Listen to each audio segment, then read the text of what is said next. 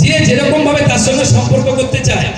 কেউ যদি ঈশ্বরকে পিতা রূপে পূজা করতে চায় তাহলে পরম পিতা ব্রহ্মা, কেউ যদি ঈশ্বরকে পুত্র রূপে পূজা করতে চায়, ভালোবাসতে চায়, তাহলে সে আমরা বাল গোপাল রূপে আমরা পুজো করি না। অনেকে আছে টুকরিতে গোপালকে নিয়ে যেখানে যান সেখানে গোপালকে নিয়ে যায়। সন্তান রূপে দেখছি ঈশ্বরকে, কখনো ঈশ্বর সখা, কখনো ঈশ্বর প্রেমিক, কখনো ঈশ্বর পিতা, কখনো ঈশ্বর মাতা। ঈশ্বরের বিভিন্ন রূপ, কিন্তু তিনি একজনই। যেমন ঈশ্বর পুরুষ না নারী, এই নিয়ে তর্ক হতে পারে। তো যেমন আমি যদি বলি যে আপনি এবং আপনার শক্তি, এই শক্তিকে আমরা নারী হিসাবে দেখি। আমার শক্তি আর আমি মানে আমি একজন আত্মা, আমি একজন সত্তা। আর আমার শক্তি, আমি শক্তি নই, আমার শক্তি। তাহলে শক্তি দ্বারা আমি পরিচালিত, এই শক্তিকে নারী হিসাবে তুলনা করা হয়েছে, আর আমাকে পুরুষ হিসাবে তুলনা করা হয়েছে। এখানে পুরুষ নারীর ব্যাপার নয়, মানে আপনার মধ্যে এবং সারা বিশ্ব ব্রহ্মাণ্ডের মধ্যে সবকিছুকে দুটো ক্যাটাগরি, দুটো ভাগে ভাগ করা হয়েছে। একটা হলো পুরুষ আর একটা হলো প্রকৃতি। পুরুষ মানে যা কিছু জড় এবং যা কিছুর মধ্যে শক্তি কাজ করে। যেমন ধরুন একটা টিউব লাইট, এই টিউব লাইটটা এমনি ফাঁকা পড়ে আছে, আপনি তো হাত দিন, কোনো অসুবিধা নেই। কিন্তু যে ওটার মধ্যে বিদ্যুৎ শক্তি প্রবেশ করলো, ওই জড় বস্তুটা যেটার মধ্যে এতক্ষণ কোনো স্পন্দন ছিল না, কোনো স্ফুরণ ছিল না, কোনো চেতনা ছিল না, যেই শক্তি প্রবেশ করলো, আলো প্রকাশিত হলো। এবার টিউবের ওই হোল্ডারে হাত দিন, আপনি কারেন্ট খাবেন, কারণ তার মধ্যে শক্তি প্রবাহ চলছে। তাই ওই টিউবটা হচ্ছে পুরুষ, জড়। তার মধ্যে যখন শক্তি প্রবেশ হলো, তখনই সেটা থেকে কোনো কিছু উৎপন্ন হলো। এই পুরুষ এবং প্রকৃতি। যেমন ধরুন আমাদের কম্পিউটারের ক্ষেত্রে, কম্পিউটারে কি, যারা এখানে একটু শিক্ষিত মানুষ যারা কম্পিউটার চালান, দেখবেন কম্পিউটারে হার্ডওয়্যার আর সফটওয়্যার। হার্ডওয়্যার মানে কম্পিউটার পড়ে আছে, একটা কম্পিউটারে কিছু মেশিনপত্র পড়ে আছে, কিন্তু তার মধ্যে যদি কোনো অ্যাপ বা অ্যাপ্লিকেশন সফটওয়্যার না থাকে, তার মধ্যে যদি বিদ্যুতের প্রবাহ না থাকে, আপনার কম্পিউটার কোনো কাজে লাগবে? আপনার মোবাইলটার মধ্যে যদি ব্যাটারিটা চালু থাকে, অর্থাৎ ব্যাটারি শক্তি, বিদ্যুৎ শক্তি, ইলেকট্রন, সেটা যদি চালু থাকে এবং তার মধ্যে যদি অ্যাপ না থাকে, আপনি হোয়াটসঅ্যাপ করবেন, আপনি ফেসবুক করবেন, অথচ সেই অ্যাপটা আপনার মোবাইলে ডাউনলোড নেই, আপনার কি মোবাইল চলবে? তাহলে ওই যে সফটওয়্যার এবং শক্তি, এটা হলো শক্তি, আর মোবাইলটা, হ্যান্ডসেটটা, এটা হলো পুরুষ। এরকম সারা পৃথিবীতে সব কিছু দুটো ভাগে ভাগ করা। এবং এই কথাগুলো আমাদের সমস্ত শাস্ত্রে এত বৈজ্ঞানিকভাবে বুঝিয়ে দেওয়া আছে। আজকে যেমন শিব এবং কালীর কথা বলি, সেই সময় আমরা দেখি অনেকে, বিশেষ করে যারা অন্য মতবাদের মানুষ, তারা আমাদের সমালোচনা করে, বলে তোমরা শিব কালী, ওই যে শিবলিঙ্গটা পূজা করো, ওটা তো নারী পুরুষের গোপন অঙ্গ, ওটা তোমরা পুজো করো না। এটা সর্বৈব মিথ্যা। লিঙ্গ মানে আমাদের শরীরের কোনো অর্গান বা শরীরের কোনো অঙ্গ নয়। লিঙ্গ কথার সংস্কৃত অর্থ হচ্ছে লীলম যস্মাৎ ইতি লিঙ্গম, মানে যা লীন হওয়ার জন্য, যা লয় হওয়ার জন্য, যা মৃত্যু হওয়ার জন্য জন্মেছে, তাকে বলে লিঙ্গম। সবকিছু একটা শুরু আছে, একটা শেষ আছে, একটা জন্ম আছে, একটা মৃত্যু আছে, একটা সৃষ্টি আছে, একটা ধ্বংস আছে।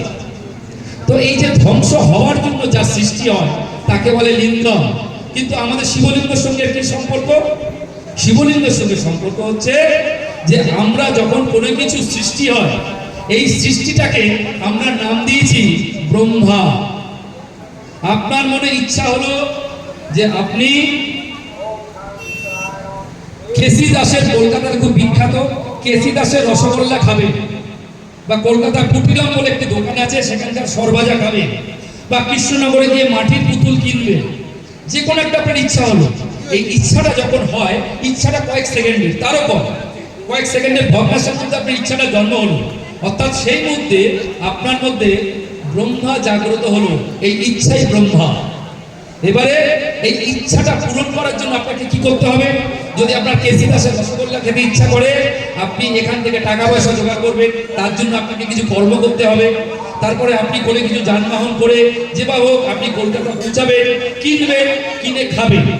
একটা খেলেন, 10টা খেলেন, 15টা খেলেন, 20টা খেলেন, খাওয়ার পরে আপনার যে ইচ্ছাটা জন্য এতগুলো কাজ করলেন, ইচ্ছার করে কর্ম করলেন ইচ্ছা পূরণের জন্য।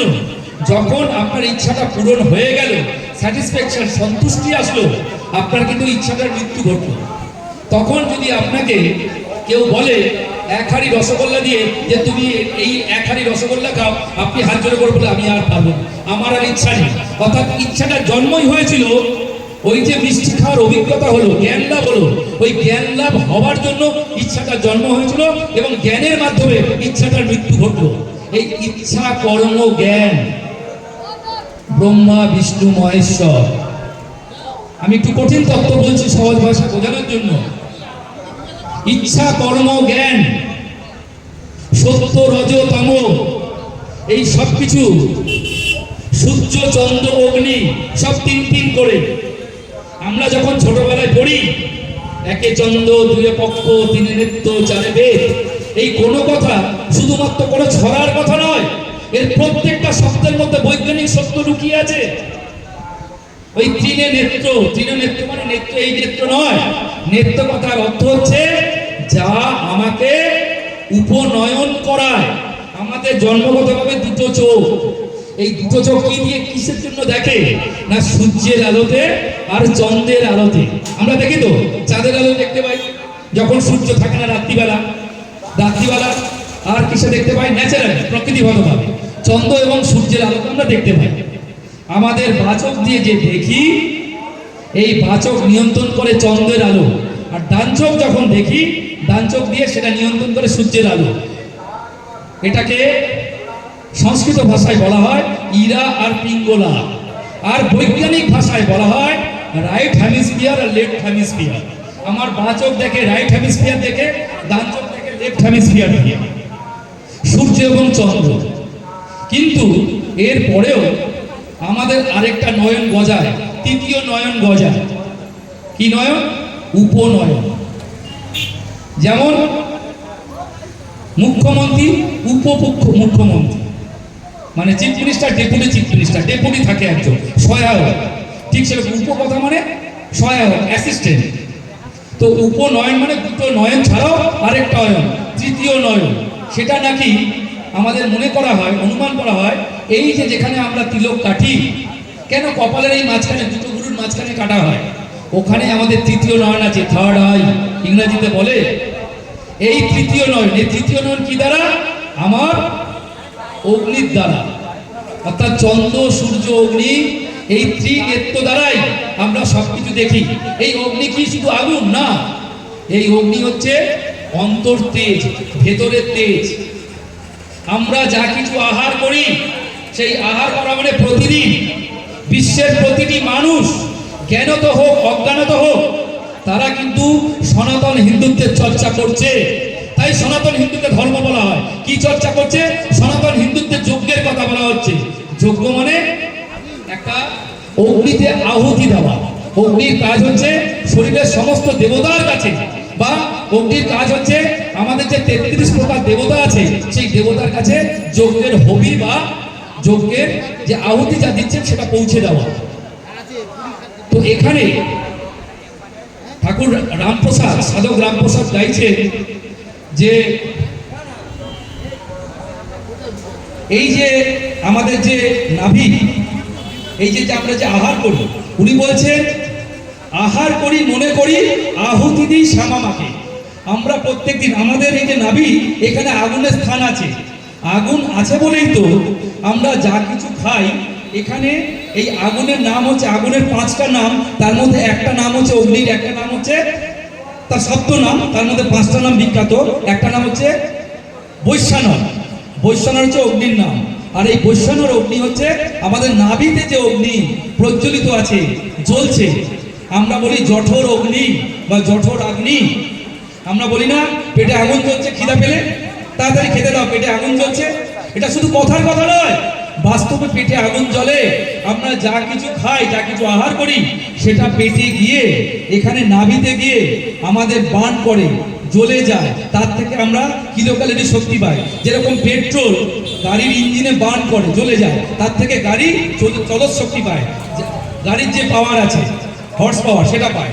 ঠিক সেরকম আমাদের আহার এই নাভি সূর্য বা বৈষ্ণব অগ্নিতে যখন আহুতি দিই তখন তার থেকে আমার দেহ শক্তি পায়, দেহটা চলে। তো তার মানে কি, আপনি আহার করছেন মানে আপনি প্রতিদিন যজ্ঞ করছেন। আর এই নাভিতে যে বৈষ্ণব অগ্নি আছে তার কাজ হচ্ছে এই দেহের মধ্যে পুষ্টি, তুষ্টি, মেধা, স্মৃতি, প্রেম, প্রীতি, ভালোবাসা, এই সমস্ত দৈব শক্তি তাদের কাছে সেই যজ্ঞের আহুতি বা যজ্ঞের হবিকে পৌঁছে দেওয়া। এগুলোকে কেন আমি দৈব শক্তি বলছি? কারণ আপনারা যদি শ্রী শ্রী চণ্ডী পড়েন সেখানে দেখবেন দেবীর যখন স্তুতি করা হচ্ছে তখন বলা হচ্ছে তুই হি তুষ্টি, তুই হি পুষ্টি, তুই হি মেধা, এরকম ভাবে বলা হচ্ছে, তাকে দেবী স্তুতি করা হচ্ছে। অর্থাৎ দেবী কালী বা শক্তিকে তাকে তুষ্টি, পুষ্টি, মেধা এই তিন রকম ভাবে আরাধনা করা হচ্ছে। তো আমরা যা কিছু করি সব কিছু ওই পুষ্টি সাধনের জন্য করি, তুষ্টি সাধনের জন্য করি, সন্তুষ্টির জন্য করি, শান্তির জন্য করি। তো এই যে দৈব শক্তির বিকাশ আমাদের মধ্যে ঘটে, সেইটাকে যাতে আমরা প্রতিনিয়ত অনুশীলন করি, তার জন্যই কিন্তু শিব এবং শক্তির উপাসনা করা। অর্থাৎ হার্ডওয়্যার আর সফটওয়্যার, এর মধ্যে গৌরীপট্ট যেটাকে বলি, যার পর শিবলিঙ্গটা থাকে, সেটা হলো হার্ডওয়্যার, আর লিঙ্গ বা জ্ঞান হলো সফটওয়্যার। লিঙ্গ সফটওয়্যার বলেই লিঙ্গ থেকে এসেছে লিঙ্গুইস্টিক, ল্যাঙ্গুয়েজ, জ্ঞানের কথা। ইংরেজি শব্দ লিঙ্গ থেকে এসেছে।